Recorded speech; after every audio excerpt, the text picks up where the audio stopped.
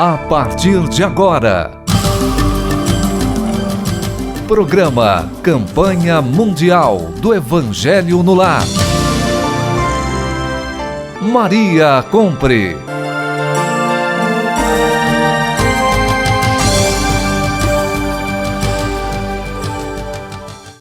É uma alegria deste convite já antecipado pela espiritualidade. Um convite para todos nós, para vocês, queridos ouvintes, as nossas companhias, durante os sábados, nos programas de rádio, em vossas casas, permitindo que nós possamos conversar sobre coisas que nos confortam, não é? Tem muitas pessoas que falam assim, eu quero resolver. Vai resolver à medida em que nós abrimos nosso coração para que as coisas vão se resolvendo. Nem sempre é no tempo que nós queiramos, mas o Evangelho, ele faz com que nós possamos retornar aos nossos comportamentos, rever um pouco as nossas atitudes e nos colocar adiante de uma forma futurista. O que a gente espera para o nosso futuro? No Evangelho, logo no início, fala sobre de vida futura, não é? E hoje nós vamos conversar sobre Jesus, sempre Jesus. Na família a gente não tem os nossos irmãos, os nossos filhos, sobrinhos, netos, e não falamos deles o tempo todo? Pois é, Jesus é essa figura que nós precisamos sempre lembrar. Sente em todos os lugares, à medida em que nós abrimos o nosso coração, nós podemos encontrar este mundo interior e sentir Jesus em nossas atitudes e em nossos comportamentos. Porque não adianta também nós falarmos tanto e não melhorarmos um pouquinho, não é? A gente precisa melhorar. Vocês falam de Jesus, do Evangelho, da doutrina, que é uma religião que fala sobre tudo. Então vocês não têm problemas, são perfeitos. Não, nada disso. Estamos aqui todos aprendendo. Mas um pouquinho a gente começa a perceber umas mudanças. Às vezes recua, avança. E hoje o nosso encontro fraterno, não é? Qual o significado de Jesus na nossa vida? Por quê? A gente precisa de um norte. Então, Jesus veio na humanidade. Olha só que coisa maravilhosa. E nós estamos hoje com os nossos amigos aqui, A Cristiane, de Amparo, e o Luiz. Então, nós vamos aos cumprimentos dos amigos no programa de hoje. Olá, Josi, Luiz, queridos ouvintes. É um prazer enorme, uma alegria muito grande poder retornar a esse encontro que costuma ser sempre tão promotor de novos sentimentos, pensamentos, pontos de vista. A gente aprende tanto uns com os outros. É uma alegria poder retornar para esse encontro tão gostoso, esse encontro fraterno, que tem sempre Jesus como nosso modelo, como nosso orientador, e a gente sempre tentando enxergar a vida, as coisas da Terra, de acordo com esse ponto de vista dele. Então, muito obrigada de novo pelo convite. Queridos ouvintes, é com muita alegria que iniciamos mais um programa, com a participação da nossa querida amiga Cris, com a Josi. O que nós desejamos é que essa crença na vida futura seja a oportunidade de esperança sempre. No Evangelho diz assim: tornou, pois, a entrar Pilatos no pretório e chamou Jesus e disse-lhe: Tu és o reino dos judeus? Respondeu-lhe Jesus: o meu reino não é deste mundo. Se o meu reino fosse deste mundo, certo que os meus ministros haviam de pelejar para que eu não fosse entregue aos judeus. Mas por agora, meu reino não é daqui. Disse-lhes então Pilatos: logo, tu és rei? Respondeu Jesus: tu o dizes que sou o rei, mas eu não nasci nem vim a este mundo, senão para dar testemunho da verdade. Todo aquele que é da verdade ouve a minha voz. João capítulo 18, versículo 33 e 37. Que Jesus, que é o caminho, a verdade e a vida, possa nos inspirar nesse programa, em todas as atividades que nós fizermos, sempre buscando fazer o melhor possível, sempre buscando atender o chamado da esperança, do trabalho e principalmente da alegria. das nossas ações. Neste início dos nossos comentários com vocês, a gente vai ampliando nossa conversa, os nossos pensamentos, para que nós possamos estar inteiro neste momento, conseguir vivenciar a espiritualidade. Então, cada momento em que nós estamos reunidos no encontro fraterno, onde há o evangelho, onde há a doação, onde há a prática da caridade, amplia a nossa visão de vida e amplia a nossa visão espiritual. Então é com gratidão que nós iniciamos este trabalho com vocês e falando do nosso irmão maior Jesus. Eu peguei algumas pesquisas, interessante que a Sociedade Brasileira de Estudos, ela abordou que Jesus construiu valores universais únicos. Olha que interessante, construiu valores universais únicos, que modificaram os aspectos culturais, sociais, políticos e econômicos da humanidade. Jesus tem essa história do qual foi construído, desenvolveu por experiências de vida e que foi fazendo presente através da força do seu exemplo, da intensidade de sua coerência, inovação e clareza do conhecimento. Quando Jesus falava, tocava as pessoas. E aí quem passava, parava para ouvir quem aquela pessoa, o que ele estava falando, o que ele estava fazendo. E neste momento, as pessoas eram tocadas. Ele é o símbolo da nova vida. Ele veio para mostrar, pelo próprio exemplo, o como se viver no mesmo mundo, mas de uma maneira totalmente inovadora para a época. Porque até Jesus chegar, ainda predominava aquele senso de justiça duro, que era o senso de justiça sem a prática dentro dele, do perdão e da misericórdia e da compaixão. Então era aquele olho por olho, dente por dente, era a mulher apedrejada daquela maneira tão bruta, são as perseguições, a opressão. E Jesus ele vem e inaugura como se ele tivesse, nesse momento que a gente vive, né, o final de um período, final de um ano, início de um novo período, início de uma nova oportunidade. E Jesus trazendo essa nova vida, ele justamente inaugura uma era em que a gente passaria a ter o coração um pouco mais flexível, um pouco mais sensível, em que a gente olharia uns para os outros com menos cobranças, condenações, julgamentos, perseguições. E ele mostrou na pele o efeito de um coração mais sensível dentro de um mundo que ainda era perseguidor. Ele mostrou isso se propondo a passar pela via sacra, né, e terminar, inclusive, crucificado. Então, ele não apenas disse que esse era o caminho, ele mostrou como se segue por esse caminho. E, inclusive, o quanto a gente tem que ser forte para ser esse novo elemento, ainda que seja à custa de perseguição, né? Então, em vários trechos ele disse, aquele que não for digno de enfrentar o mundo não é digno de mim. Aquele que não me testemunhar no mundo não é digno de entrar no reino dos céus. Ele em nenhum momento ele prometeu um caminho fácil. Ele prometeu um caminho novo. Esse caminho novo levaria a uma nova vida. E uma vida maravilhosa. Mas não era desse mundo essa vida maravilhosa. Essa recompensa nem é uma recompensa, é simplesmente fruto de um trabalho. Ela vai ser beneficiada no plano espiritual.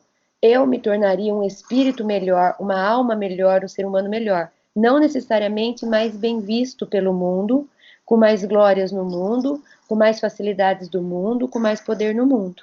É interessante a gente ter consciência de que a nova vida que Jesus veio trazer, que era com base agora no amor e não na justiça dura, ela não prometia na terra facilidades, mas ela prometia para o espírito, no mundo interno do espírito e no plano espiritual, ela prometia um estado de espírito melhor, com mais bem-estar, plenitude, harmonia, felicidade.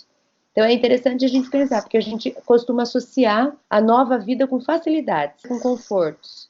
pelo ponto de vista de Jesus, a nova vida é uma vida mais certa, mais segura, mais honesta, mais ética, mais moral, mais amorosa. Mas nem sempre isso gera mais conforto, mais prazer, mais facilidade, né? Então precisa ter essa consciência, não é, Josi e Luiz? Jesus amor, né? A mensagem de Moisés era a mensagem da justiça, né? A lei de talião, olho por olho, dente por dente.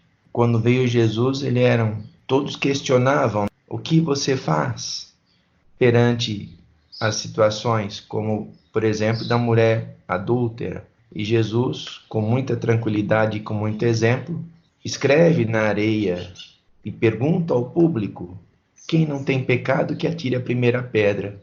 E aquele público que estava ali para apedrejar a mulher, sumiram todos. Eu também não te julgo, vai e não peques mais. Existem muitos exemplos que Jesus colocou nas passagens bíblicas. Não devemos ter julgamento perante os semelhantes, que é muito comum nós julgarmos, é muito comum nós criticarmos. A todo momento nós pegamos em críticas, em julgamentos, em censuras. E Jesus ali mostrou que o amor é o maior exemplo. Um outro exemplo que me vem em mente, em seus últimos momentos, quando ele se dirige ao Pai, perante as pessoas que estão ali, que o crucificaram, e ele pede amor e clemência a todos os homens. Diz: Pai, perdoa, porque eles não sabem o que fazem.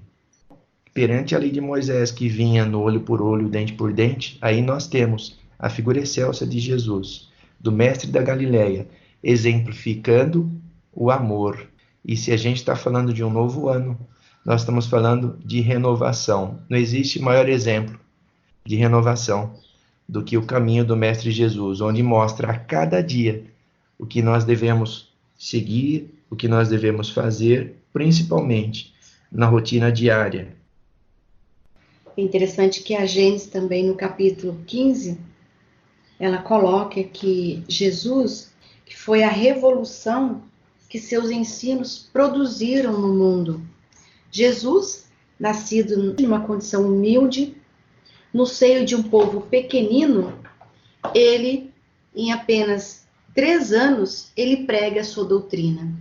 E em todo esse curto espaço de tempo, ele foi desentendido, né? As pessoas o perseguiram, se tornou o facho da civilização.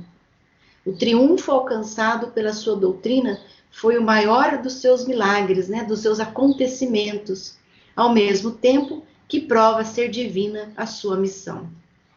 A importância de Jesus na nossa vida. A gente fica pensando assim, né?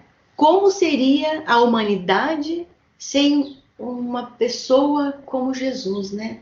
Não teria como não ter vindo à humanidade uma pessoa que fizesse um trabalho de divulgação, de caridade, fraternidade tão forte, que expandiu, né, de uma forma grandiosa. Ele não veio modificar, ele veio ajudar a melhorar, colaborar.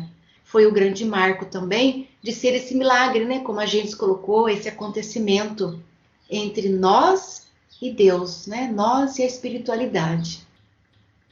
Quando a gente fala de renovação, de importância de renovação, nós procuramos aqui o que Joana de Ângeles fala sobre isso, e tem uma mensagem do livro de Divaldo, Convites da Vida. Transformai-vos pela renovação da vossa mente, para que proveis qual é a boca agradável e perfeita vontade de Deus. Isso está em Romanos, capítulo 12. E aí diz Joana: ante os frequentes insucessos que te deixam sulcos vigorosos, imperioso é examinar em profundidade suas causas determinantes. Os métodos arraigados, decorrentes de hábitos prolongados, promovem lamentáveis resultados. Renovação é medida urgente, faça em positivo da revisão de conceitos, de atitudes a que te aferras. O processo da evolução estabelece medidas seguras para a atualização dos postulados e promoção de serviços. O cristão não se deve, pois, marginalizar, fixando-se em situações distantes das conquistas do conhecimento tecnológico. Como renovação, entende-se acréscimo de cultura, desdobramento de atividades, metodologia escorreita e intercâmbio fraterno.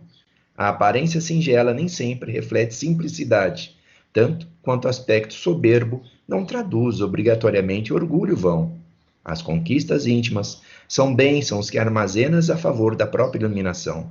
Para consegui-las, justo insistir na busca das diretrizes seguras em relação aos deveres superiores, mediante a penetração no cerne das convicções esposadas. Renovação. Renovação é também disposição para abandonar os conceitos ultrapassados, produzindo revolução íntima, a penoso esforço a fim de se adaptarem às valiosas informações da cultura odierna, capazes de dinamizar os recursos em latência ou desdobrar os que se encontram em utilização para lobrigar os salutares e elevados resultados. A transformação pela renovação da mente, já asseverava Paulo, leva o homem a provar qual é a boa e agradável, perfeita vontade de Deus. Seus teus insucessos não decorrem dos impositivos kármicos e te encontras subordinado à renovação como terapêutica eficiente, te ajudará a ascender, a harmonizar os teus objetivos com o bem de todos sob a concessão do excelso bem. Essa mensagem de renovação, e nós temos em Jesus o maior terapeuta. Na hora que fala em renovação, evolução, progresso. Quando você estava lendo, sabe que eu lembrei que Jesus, quando ele fez as curas, ele promoveu uma oportunidade de renovação na vida de cada um daqueles que ele curou. E não só de quem ele curou, mas de todo mundo que chegou perto dele, que teve oportunidade de ouvir uma nova mensagem, enxergar a vida por outro ponto de vista. A própria energia de Jesus já era transformadora. Mas uma coisa interessante é que toda vez que ele fazia a cura, né, no Evangelho tem vários trechos que a gente observa isso, ele oferecia um convite, quase que um alerta. Então a frase que ele usava é: vá e não peques mais. Então a gente pode interpretar que Jesus mais ou menos estava dizendo o seguinte: olha, o que você fez até hoje te trouxe a essa situação, você está com esse problema, você está com essa doença, então eu vou te ajudar, te oferecendo a possibilidade de uma nova vida. A partir de hoje você vai ficar curado. É preciso que você viva de uma nova forma. Porque se você continuar vivendo como você vivia antes, você vai produzir de novo a mesma vida. Conclusão, você vai chegar no mesmo lugar. Então, nessa frase, vá e não peques mais, existia um convite para continuar vivendo de uma nova forma, sem pecado, no sentido de sem cometer atos que estejam contra a vontade de Deus. Então, achei interessante isso, de que Jesus apresentava para a gente, ele inaugurava a nova vida, oferecendo a cura. Mas essa nova vida precisaria ser ratificada a cada dia com nossos comportamentos renovados, para que a gente pudesse realmente usufruir, desfrutar da nova possibilidade que ele nos deu. Jesus, ele é a porta. Ele veio e mostrou para a gente uma nova porta. Mas não adianta a gente ficar olhando, falando que a porta é linda. É preciso que a gente se mova, caminhe, que a gente entre com o nosso esforço e realmente viva essa nova forma de viver que Jesus propõe. Senão, a gente vai reproduzir a mesma situação que está desconfortável hoje. Então, por isso que eu sempre falo, uma coisa é você conhecer Jesus, que é importantíssimo. Outra coisa que é bem diferente é você viver Jesus. E muitas vezes a gente se ilude achando que sabe tudo de Jesus, que fala de Jesus, que gosta de Jesus, e a gente acha que por aí já está feito o nosso serviço, né? Mas se eu não entrar pela porta e não vivenciar o que existe dentro dessa casa que Jesus nos convida para conhecer, comportamento, atitude, se a gente não fizer isso, a gente só vai ficar de fora achando lindo a nova vida, mas não vai usufruir dela. E Jesus, ele buscou realmente tocar nessas questões do ser humano, né? Nos sentimentos. O que nós estamos fazendo aqui? Por que estamos aqui? Então, ele despertou para uma compreensão que a gente não tinha ideia, não é? Nas virtudes, no Evangelho fala sobre isso. Não adianta ter o conhecimento se nós não sabemos lidar com esse conhecimento. Então, as nossas emoções, os sentimentos, a fraternidade, o amor ao próximo, né? Como Jesus falou o tempo todo da necessidade de mudança, de transformação. E ele foi considerado, nas leituras, né, nas pesquisas que a gente faz, um educador de almas, né? Ele mexia naquilo que as pessoas menos esperavam, mas ele tocava de uma maneira que a pessoa olhava assim, mas eu nunca tinha pensado desse jeito, mas isso não existe, eu nunca pensei dessa maneira, eu sempre fiz assim, minha vida sempre foi desse jeito. Por que agora vem falar de amor, de caridade, fraternidade?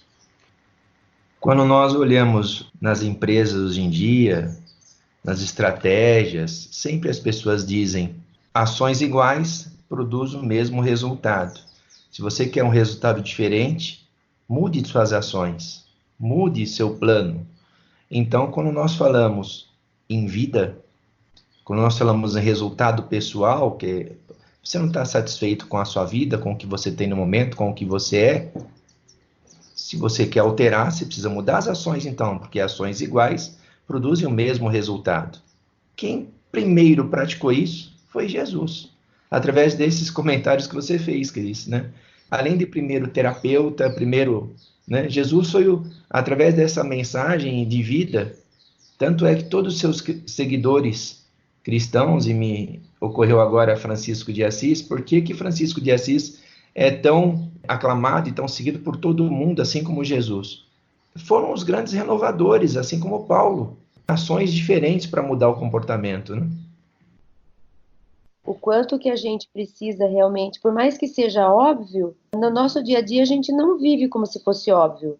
Ou seja, a gente vive querendo coisas novas, reclamando da vida que não está boa do jeito que está, e que a gente precisava que as coisas se modificassem, e a gente nunca se dá conta que a gente faz isso e ao mesmo tempo a gente não mexe naquilo que precisa, as estruturas, né, que precisam serem mexidas para que a gente gere uma reforma.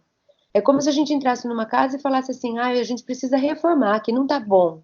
Mas aí a gente quer reformar, mas a gente não faz um plano de reforma, a gente não quer mexer na fundação porque dá muito trabalho, custa muito dinheiro, a gente não quer perder tempo limpando o que está sujo porque dá muito trabalho, e a gente quer que a casa se modifique sozinha, né? Muitas vezes é a gente com a gente mesmo. A gente reclama que não está boa a vida, a gente não quer pagar o preço que um Paulo de Tarso pagou, que um Francisco de Assis pagou, para gerar a transformação que eles conseguiram gerar na própria vida, né? A gente acaba caindo nessa história da acomodação. Vida nova não combina com acomodação. Vida nova é efeito mesmo do quê? De mudança, de esforço, de transformação, de sacrifício, de disciplina. Né? Precisa disso. E Jesus veio mostrar com o próprio exemplo. Todo mundo faz os seus planos de vida e faz os seus desejos de ano novo, falando: esse ano vai ser diferente, esse ano vai mudar. Aí na hora que está virando lá meia-noite, você tem um monte de objetivo. Aí sim, os seus objetivos eles vão da sua mente, muitas vezes, para o papel. Aí precisa sair do papel e ir para a ação. E essa ação tem que ser efetivada no dia a dia. E você só efetiva essa ação através de mudança interior, que é o necessário para que nós possamos pensar. E aí que entra a espiritualidade, como a Josi sempre coloca. Quais as suas ações nas atividades de vida diária? O que você está fazendo para ser diferente? Porque aí sim, vai vir 1º de janeiro, 2 de janeiro, 3 de janeiro, e a continuidade é que vai mudar o seu comportamento, né? No Evangelho, sempre coloca que as mudanças acontecem realmente de pouco. Nós não conseguimos ser tudo, mas nós conseguimos fazer as mudanças conforme as nossas vidas, porque também não adianta eu querer viver a vida do outro, ou falar que ele está fazendo isso, eu também vou fazer. Não, cada um tem a sua vida, a sua história. E nessa trajetória, cada um vai lidando com os seus fracassos, com as suas vitórias, conforme as experiências que vão passando. E por que fazer o Evangelho em casa? Para que nós possamos fortalecer, porque nós não podemos desistir das nossas imperfeições. Eu sou ruim, eu não vou conseguir, eu sou um fraco, não vai dar certo, vocês confiam em mim, mas eu não consigo. Mas Jesus veio falar que todos nós podemos. Ele não está querendo saber quem tem mais, quem tem menos, quem é melhor, mais bonito. É ser humano. É uma humanidade só. E todos indo para o mesmo caminho. E essa evolução precisa também partir da evolução do ser humano. Cada ano que se renova, que vem, nós precisamos rever os nossos atos, sim. Ter novos objetivos, atualizar os nossos desejos, os nossos sonhos. Porque nós podemos, sim, conquistar, ter prosperidade material, mas principalmente espiritual. Essa nova geração empurrando as outras gerações para que se renova, não é? Para que se construa uma fraternidade, uma harmonia entre as ideias. Mesmo que eu tenha uma idade mais avançada, uma idade mais jovem, os pensamentos sejam harmonizados. Quais são? Educação cabe em qualquer idade, não é? Você ser gentil cabe em qualquer idade. Você ser fraterno também cabe em qualquer momento, né? Por mais que a gente tenha receio, às vezes, de algum irmão que nos aborda, um sorriso, um oi, vai com Deus, tudo bem, meu irmão? Cabe em qualquer situação. Convite fraterno, sem distinção. Todos nós estamos sendo convidados a melhorar um pouquinho todo dia. Não queremos, assim, fazer grandes coisas que a gente não vai conseguir, porque não está, às vezes, na nossa essência. Então, buscar essa essência, nos entender. O Evangelho convida o nosso entendimento. Agora, o Evangelho veio com uma proposta de falar da religião, falar da vida futura, da reencarnação, né, na doutrina espírita, sobre os ensinamentos de Jesus, as parábolas, o Evangelho. Agora nós estamos sendo despertados para olhar para nós, entender a mensagem de mudança do ser humano. O Evangelho terapêutico, o Evangelho espiritualizado. E olha, muito interessante, porque quando nós pensamos a respeito do tema renovação, eu me lembrei de um trecho da Gênesis de Allan Kardec, que explora a nova geração e explica, inclusive, essa fase entre a transição, né? Essa fase entre o final de uma geração e a nova. E eu tinha deixado um trecho aqui destacado para poder ler, e você fala exatamente disso. Grande, por certo, é ainda o número dos retardatários, porque está dizendo que a gente está finalizando uma era no nosso planeta, que nova vida, novos hábitos, novos valores vão se inaugurar. E nós estamos vivendo uma época em que tem alguns que estão na Terra ainda presos no passado e outros que estão chegando para promover o futuro. Então ele está falando dessa transição, então por isso que ele diz, grande, por certo, é ainda o número dos retardatários, mas que podem eles, contra a onda que se alteia, se não atirar-lhes algumas pedras. Quer dizer, eles não vão dar conta de segurar a marcha do progresso, de segurar o mundo de regeneração que está chegando, né? Aí ele continua, essa onda é a geração que surge, ao passo que eles se somem com a geração que vai desaparecendo todos os dias a passos largos. Até lá, porém, eles defenderão palmo a palmo o terreno. Haverá, portanto, uma luta inevitável, mas luta desigual, porque é a do passado decrépito a cair em frangalhos contra o futuro juvenil. Será a luta da estagnação contra o progresso, da criatura contra a vontade do Criador, uma vez que chegados são os tempos por ele determinados. Olha que lindo esse trecho que você estava falando, né? Então não é uma questão nem de escolha, é momento. A lei de progresso descrita no Livro dos Espíritos, a lei de destruição descrita no Livro dos Espíritos comenta que tem ciclos. A vida tem ciclos, o planeta tem ciclos, a natureza tem ciclos. E não adianta a gente querer se opor. Essa roda do progresso esmaga quem quiser se opor. Não é uma questão de escolha em determinados momentos, em determinados períodos. A renovação acontece, é força da vida, é lei divina. E quem quiser se opor, é como está dizendo aqui, não vai acontecer, né? Ela vai desaparecer. É algo que é um decrépito, já está em decrepitude, já está caindo, frangalhos, né? Então é a estagnação contra o progresso, imagina. Então se a vontade do Criador é que algo se renove, a vida se renova. E o melhor que a gente pode fazer é se colocar alinhados com isso, para que a gente possa acompanhar e desfrutar do que chega nessa nova vida, né?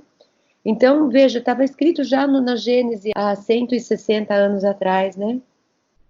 O que você está falando, me veio também o pensamento. O que está faltando para nós começar a mudar algumas atitudes? Conhecimento, o ser humano está tendo. Informação também. Conteúdo, também temos muito conteúdos bons, não é? Você acessa o seu celular, uma pesquisa que você faz, vem um monte de outras coisas relacionadas àquele assunto. Só está precisando calcular, né, na sua mente, colocar isso na sua mente como um raciocínio lógico de que o princípio das leis de Deus, da lei natural, nós não podemos escapar, como diz no Evangelho. O que precisa acontecer mais para mostrar para nós que a mudança é esta, que Jesus é o nosso irmão que veio para esclarecer. Ele não veio para impor, ele veio para esclarecer. Foi um homem de bem, do amor, da fraternidade, do afeto, né, da gentileza. Viveu numa família, conviveu com as pessoas. Este ano que está chegando, né, para que seja realmente bem-vindo, não é? O que nós precisamos fazer? Vocês estão falando, recordei de uma frase que eu aprendi lá na juventude, na Escola de Aprendiz do Evangelho. Era de André Luiz. O homem retarda, porém a lei o impulsiona. Então não existe castigo nenhum. A lei é a lei do progresso, a lei da evolução. O homem retarda. Muitas vezes ele quer, mas a lei é natural, o progresso é natural. O universo está aí impulsionando a vida. O rio atinge seus objetivos que aprendeu a contornar obstáculos. E o homem retarda, porém a lei impulsiona. Aí eu fui procurar essa frase aqui e eu me deparei com uma outra de Emmanuel que diz exatamente o que vocês disseram sobre a ação e sobre o amor, nosso início da conversa. Saber não é tudo. O importante é fazer. E para bem fazer, ninguém poderá dispensar a colaboração, que é a ação predileta do amor. Emmanuel. Essa coerência entre os nossos pensamentos, sentimentos, com as nossas ações mesmo, né? O comportamento. Que comportamento nós queremos conquistar para nós? Não por causa dos outros, mas quais os comportamentos que eu gostaria de ter para que eu seja um pouco melhor e mais feliz? Porque isso ajuda a gente a ser mais feliz, a ser mais calmo, tranquilo.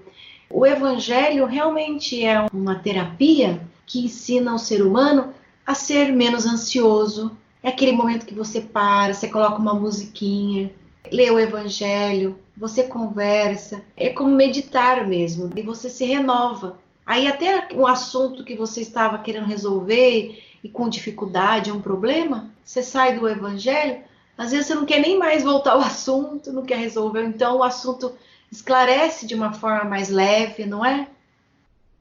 E muitas vezes a gente anseia por uma renovação, só que na nossa ignorância a gente não sabe identificar de fato qual que é a melhor forma dessa renovação acontecer. Então nessa hora precisa de um tanto de fé, porque às vezes a resposta que eu procuro eu só vou encontrar se eu conseguir silenciar a minha mente, como você estava falando, e se eu conseguir me colocar à disposição dos nossos anjos para que eles nos inspirem. A gente planeja, a gente quer, a gente tem vontade de que coisas novas aconteçam na nossa vida, nós estamos dispostos, mas ficamos perdidos sem saber muito para que lugar que a gente segue. Essa resposta a gente vai encontrar ela pela inspiração divina dos anjos. Por isso que é importante a oração. E por isso que é importante a assiduidade desses encontros, né, em que a gente faz do Evangelho no lar.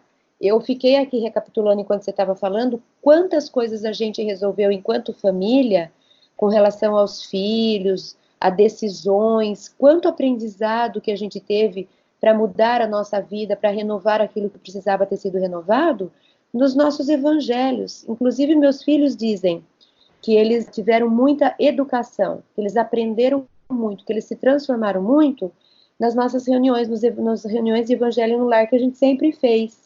A gente vivia uma situação difícil durante a semana, e aí no domingo, no dia do Evangelho, impressionante como caía o tema, o texto, a gente abria o acaso, e o texto aparecia exatamente a resposta do que a gente tinha sido se defrontado. É uma coisa assim impressionante, é muito clara a presença dos bons espíritos nos ajudando nas nossas novas decisões, através do Evangelho no Lar, através de uma leitura, de uma inspiração nesse momento, né?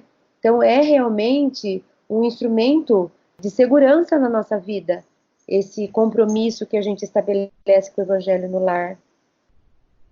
Como a gente sempre fala, o exemplo arrasta, né? Então nada melhor do que um depoimento sincero e de coração para os nossos ouvintes, para saber o que efetivamente você fazendo o Evangelho no seu lar, na reunião em família, como diz as músicas da Maria Cumpre, né? A reunião em família, o poder e a força que isso tem. Porque além de agregar os componentes do lar, faz com que todos estejam sintonizados no mesmo pensamento, na mesma oração. Une ali e fortalece aqueles irmãos que estão ali juntos, ou buscando soluções, buscando alternativas, porque cada um, na verdade, tem um desejo, cada um muitas vezes tem uma proposta de vida, e ali se alinhava tudo para que o caminho seja claro, né? É interessante a gente pensar nisso, o Evangelho no Lar como uma terapia familiar. A assiduidade da oração, do pensamento em conjunto, faz com que as famílias possam se fortalecer, né? Porque a necessidade humana é igual, né, para Sim. todos. Os medos, as angústias. E hoje em dia, cada vez mais a gente precisa silenciar a mente, como você disse, Josi. Silenciar a mente, buscar meditação, deixar um tempo, né, para a oração, porque se faz necessário no mundo acelerado que vivemos. É uma vacina para a nossa vida atual, quase que arrastadora, né? Se a gente não vigiar e orar, como está escrito no Evangelho, a gente é levado nessa onda. Essas paradas, elas são quase que estratégicas, são estratégicas, né? Espiritualmente estratégicas, porque permite que a gente se recomponha, que a gente revalide, que a gente reestruture nossos pensamentos, que a gente volte atrás, enfim. É uma chance que a gente tem de verificar se está ok, se tem alguma coisa fora, né, do nosso norte, aquele que deveria ser o nosso norte. É imprescindível, na verdade, né? Eu costumo falar, quando eu faço aulas de evangelização, que a gente se preocupa tanto em fortalecer o corpo, né? Academia, nutrição, e a gente não se preocupa tanto quanto com a alma, mas a alma é que gere o corpo. A alma é que promove a vida. A gente não é inteligente, porque a gente garante uma ótima alimentação, uma super academia para o corpo ficar saudável, mas a alma fica perdida, triste e depressiva, e ela detona o corpo através de hormônios, de descargas de hormônios. Realmente a gente precisa de uma parada estratégica para rever a forma como a gente tem vivido nesse mundo acelerado. Temos condição e instrumentos na mão, mas precisamos ter essa tomada de consciência e de decisão, né?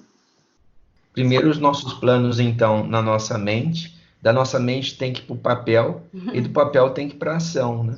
E nessa ação que nós tenhamos um tempo reservado para as nossas meditações, para a nossa espiritualidade.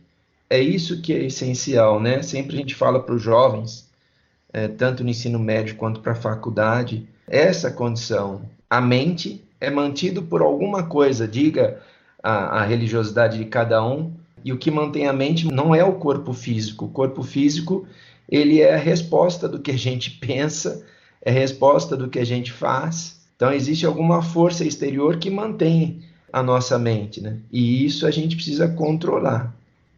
É interessante para conversarmos também sobre essas questões mesmo das emoções, né? O que as emoções fazem, modificam os nossos pensamentos e como nós podemos associar o Evangelho, né? Neste aprendizado. Hoje as pessoas estão muito intolerantes também um com o outro.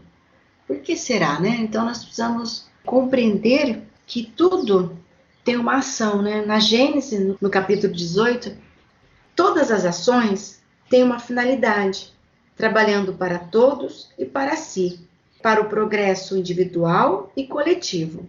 A fraternidade é a pedra angular da nova ordem social. Não há fraternidade real, sólida, efetiva, senão assente em base inabalável, e essa base é a fé. Quando todos os homens estiverem convencidos de que Deus é o mesmo para todos, de que esse Deus, soberanamente justo e bom, nada de injusto pode querer. Todos se considerarão filhos do mesmo Pai, estenderão as mãos uns aos outros. O progresso moral pode assegurar aos homens a felicidade, e esse progresso pode fazer que entre os homens reine a concórdia, a paz, a fraternidade. A geração que surge, retemperada em fonte mais pura, imbuída de ideias mais sãs, imprimirá ao mundo ascensional movimento no sentido do progresso moral, assinalará a nova fase da evolução humana. Ele nos oferece muita esperança. Mesmo em meio a tantas dificuldades, ele traz para a gente a visão de uma nova vida.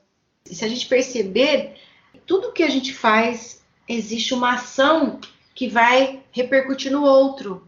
No ambiente profissional, o meu trabalho que eu faço aqui, ele dá continuidade e outra pessoa vai fazer.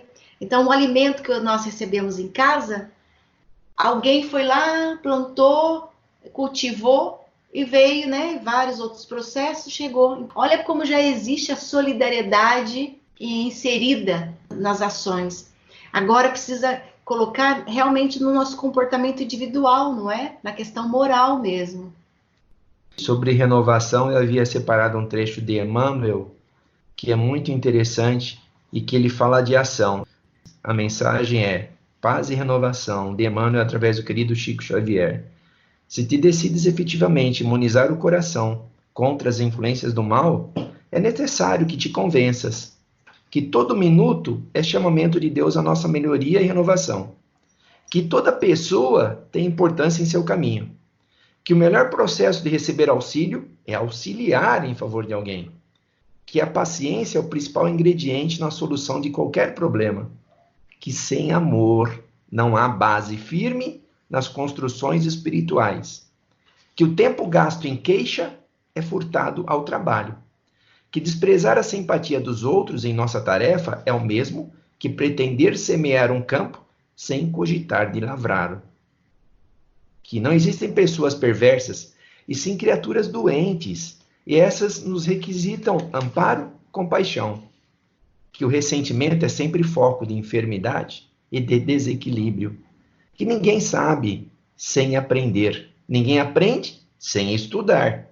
Não basta pedir aos céus, através da oração, para que baixem a terra, mas também cooperar, através do serviço ao próximo, para que a terra se eleve igualmente ao céu.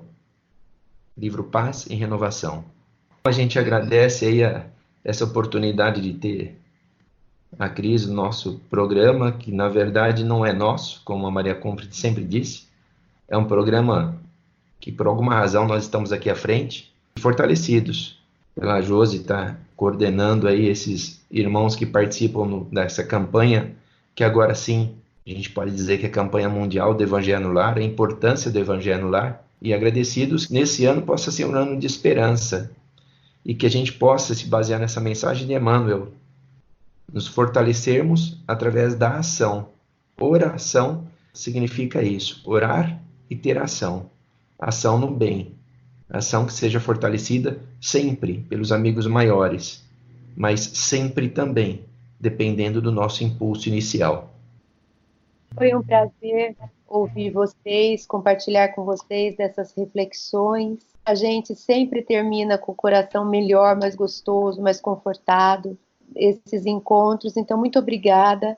Que Deus nos abençoe a todos. E até uma próxima, se Deus quiser. Parabéns também pelo trabalho que vocês fazem. É muito lindo o quanto que um propósito acaba abrindo caminhos, né?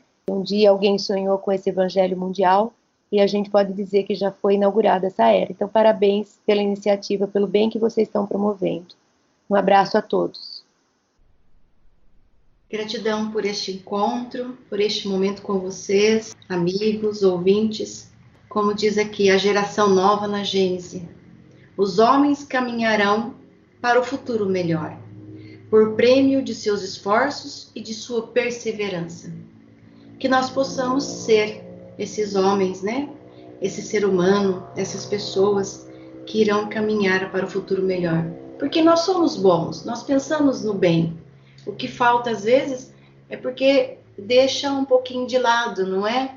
Mas o mal não existe. O que existe é o bem. Que nós possamos nos fortalecer neste reinado de fraternidade, no contato que constitui sempre o bem. Porque quando a terra se achar livre, né? Como também comenta na gente, se achar livre desses momentos não agradáveis, nós seremos um povo mais feliz.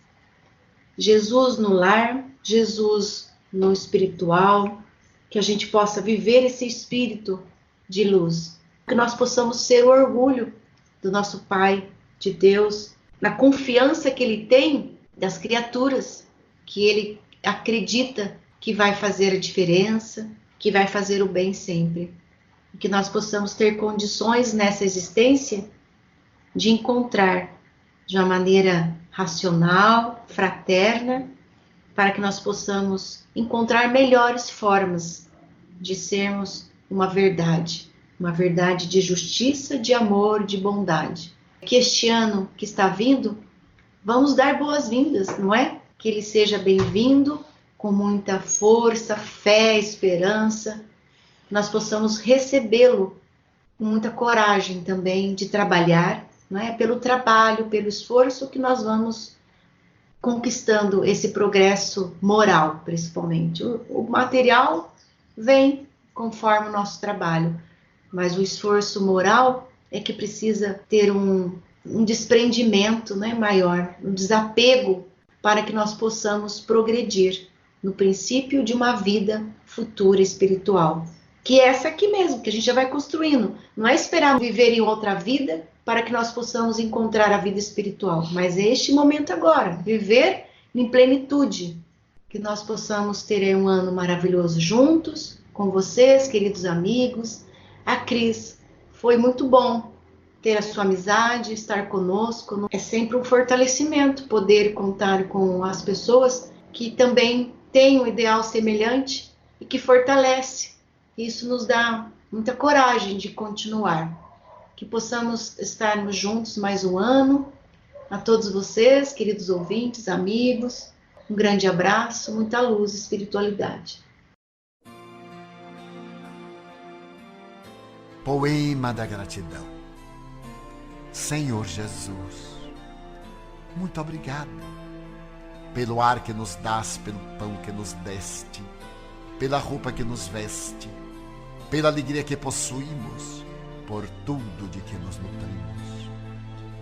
Muito obrigado pela beleza da paisagem, pelas aves que voam no céu de anil, pelas tuas dádivas mil. Muito obrigado, Senhor, pelos olhos que temos, olhos que veem o céu, que veem a terra e o mar, que contemplam toda a beleza, olhos que se iluminam de amor ante o majestoso festival de cor da generosa natureza. E os que perderam a visão, deixa-me rogar por eles ao teu nobre coração. Eu sei que depois desta vida, além da morte, voltarão a ver com alegria incontida. Muito obrigado pelos ouvidos meus, pelos ouvidos que me foram dados por Deus. Obrigado, Senhor, porque posso escutar o teu nome sublime e assim posso amar. Obrigado pelos ouvidos que registram a sinfonia da vida, no trabalho, na dor, na lida, o gemido e o canto do vento nos galhos do olmeiro, as lágrimas doridas do mundo inteiro e a voz longínqua do cancioneiro. E os que perderam a faculdade de escutar, deixa-me por eles rogar. Eu sei que no teu reino voltarão a sonhar. Obrigada pela minha voz, mas também pela voz que ama, pela voz que canta, pela voz que ajuda, pela voz que socorre, pela voz que ensina, pela voz que ilumina e pela voz que fala de amor. Obrigado, Senhor. Recordo-me sofrendo daqueles que perderam o dom de falar e o teu nome sequer podem pronunciar. Os que vivem atormentados na vazia e não podem cantar nem à noite nem ao dia. Eu suplico por eles, sabendo que mais tarde no teu reino voltarão a falar. Obrigado, Senhor, por estas mãos que são minhas, alavancas de amor do progresso da redenção. Agradeço pelas mãos que acenam a deusas, pelas mãos que fazem ternura e que socorrem na amargura, pelas mãos que acarinham, pelas mãos que elaboram as leis e pelas que as feridas cicatrizam, retificando as carnes partidas, a fim de diminuírem as dores de muitas vidas, pelas mãos que trabalham o solo, que amparam o sofrimento e estancam lágrimas, pelas mãos que ajudam os que sofrem, os que padecem, pelas mãos que brilham nestes traços como estrelas sublimes fulgindo nos meus braços, e pelos pés que me levam a marchar, ereto, firme a caminhar, pés da renúncia que seguem humildes e nobres sem reclamar, e os que estão amputados, os aleijados, os feridos e os deformados, os que estão retidos na expiação por crimes praticados noutra encarnação. Eu rogo por eles e posso afirmar que no teu reino, após a lida desta dolorosa vida, poderão bailar e em transportes sublimes com seus braços também afagar. Sei que lá tudo é possível quando tu queres ofertar, mesmo que na terra pareça incrível. Obrigado, Senhor, pelo meu lar, o recanto de paz, a escola de amor, a mansão de glória, o pequeno quartinho, o palácio, o tapera, o tugúrio, a casa de miséria. Obrigado, Senhor, pelo amor que tenho, pelo lar que é meu. Mas se eu sequer nem o lar tiver, o teto amigo para me abrigar, nem outra coisa para me confortar, se eu não possuir nada, senão as estrelas e as estradas, como sendo leito de repouso e o suave lençol, e ao meu lado ninguém existir, vivendo e chorando sozinho ao léu, sem um alguém para me consolar, direi, cantarei ainda, obrigado, Senhor, porque te amo e sei que me amas, porque me deste a vida jovial, alegre, por teu amor favorecida. Obrigada, Senhor, porque nasci. Obrigado, Senhor, porque creio em ti e porque me socorres com amor hoje e sempre. Obrigado, Senhor. Amélia Rodrigues.